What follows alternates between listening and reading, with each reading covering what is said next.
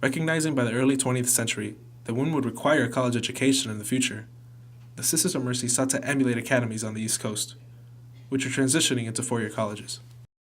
One of the concerns is that as the American Catholic population gets more mature, more financially stable, they want to send their daughters to college too. But what's the concern is they're going to send them to one of these non-Catholic, secular, maybe Protestant institutions, and they'll lose their faith. The bishops were very concerned that the south side of the city would have a faith-based college, educational institution, and that is exactly what happened then. Spurred by such concerns, St. Xavier College was incorporated in 1912 and opened its doors in 1915. The caliber of the college's professional training was exemplified in 1935, when the college and nearby Mercy Hospital established the first baccalaureate nursing program in the state of Illinois.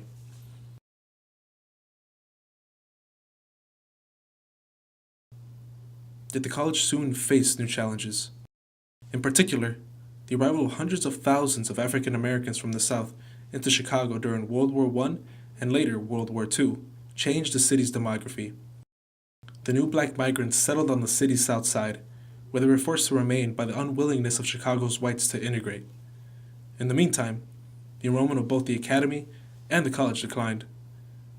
By 1947, the sisters had decided to move the institution further south, and in 1956, they moved to new quarters at 103rd in Central Park. Yet the sisters' mission remained unchanged. I think the Sisters of Mercy always strongly influenced the environments where they were in, and they influenced those environments by passing on the responsibility to make the connection between faith and life, between convictions and action, between the gospel and social realities. Exemplifying this mission, the college faculty, in concert with the Ford Foundation, developed an innovative curriculum in the 1950s. The St. Xavier Plan for the Liberal Education of the Christian Person. It was designed to teach students to integrate knowledge from all of the liberal arts disciplines and to use it to live a purposeful Christian life.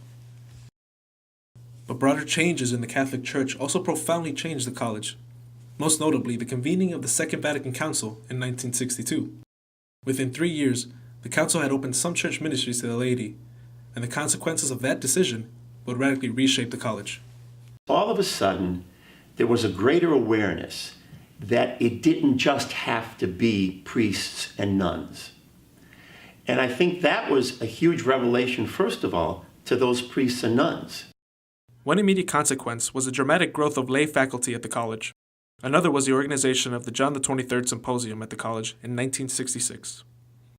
That April of 1966, all of the major theological architects that were in Rome for the Second Vatican Council came here, because there was a conference here called John the 23rd Symposium that they thought would be small, ended up with 3,000 people in the course of 4 days, made their way through St. Xavier College at that time. St. Xavier really became kind of the center of the theological universe. And it was, I think, one of our proudest moments. Soon after, another big change came to St. Xavier, the introduction of male students.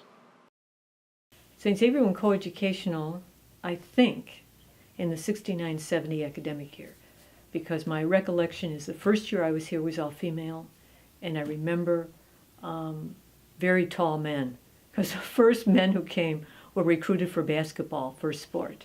We all thought it was great. For students, it was a new St. Xavier. Well, it's one experience to walk down the hall, and most of your teachers are women, and they're religious women, and it's a very different experience to walk down the hall and see people of different nationalities and different cultural backgrounds, and men and women, and every kind of expertise under the sun being represented. So I think that was a good thing.